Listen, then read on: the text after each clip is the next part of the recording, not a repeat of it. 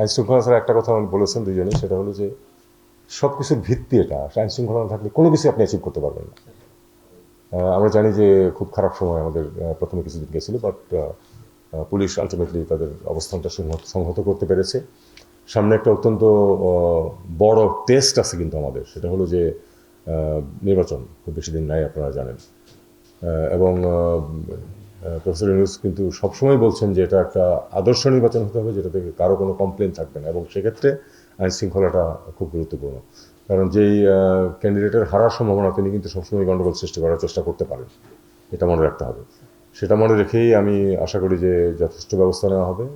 এ নিয়ে তো chief election কমিশনারও meeting করছেন, এবং স্ট্র্যাটেজি নির্ধারণ হচ্ছে। হোম মিনিস্ট্রির যে অ্যাডভাইজার আছেন আমার বন্ধু, উনিও পরিকল্পনা করছেন। আমি আশা করি যে, আমরা সবাই আশা করি যে একটা সুষ্ঠু নির্বাচনের মাধ্যমে নতুন সরকার গঠিত হবে, এবং আমরা আমাদের দায়িত্ব তাদেরকে বুঝিয়ে দিয়ে চলে যেতে পারবো।